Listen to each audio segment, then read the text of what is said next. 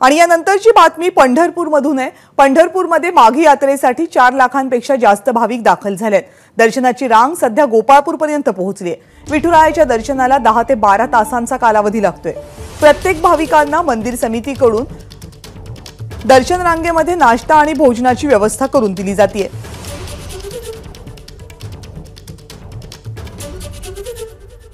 आज माघ शुद्ध दशमी निमित्त जवळपास 3.5 ते 4 लाख भाविक पंढरपूरमध्ये दाखल झालेले आहेत। विठ्ठलाच्या दर्शनाची रांग गोपाळपूरच्या 8व्या पत्रा शेडपर्यंत गेलेली आहे।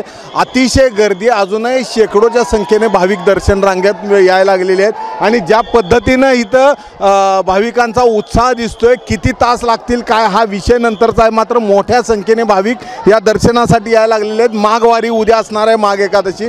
सर, माघ सोहळ्यासाठी ज्या पद्धतीने गर्दी जमलेली आहे, कशा पद्धती सुविधा आहे? माघवारी उद्या आहे आणि ही माघवारी आता आपण पाहतोय की प्रचंड गर्दी भाविक या पंढरी नगरीमध्ये दाखल झालेले आहेत। साधारणपणे 5 ते 6 लाख भाविक उद्या या माघ एकादशीला असतील असा अंदाज प्रशासनाचा आहे।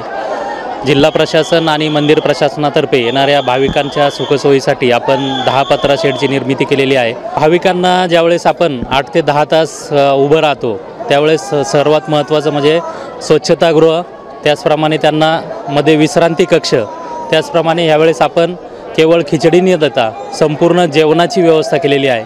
आणि कुठल्याही पद्धतीचं जर त्यांना अडचण आली तर आपले आपत्कालीन कक्ष आहेत, वैद्यकीय कक्षांची निर्मिती केलेली आहे। आपण ICU बेडसुद्धा या ठिकाणी तयार केलेले आहेत। प्रत्येक दर्शन रांगेतल्या भाविकाला भोजन मिळते? नक्कीच, आपण 2 ते 3 ठिकाणी, 2 ठिकाणी खिचडी वाटप आणि एका ठिकाणी संपूर्ण जेवणाची व्यवस्था केलेली आहे। त्यामुळं 8 ते 10 तासांमध्ये 2 ते 3 वेळा त्यांना अन्न मिळेल अशी व्यवस्था केलेली आहे। उद्या एकादशीला काय दिलं जाणार? उद्या एकादशी निमित्त उपवासाची खिचडी आपण आणि चहा त्याचं नियोजन केलेलं आहे।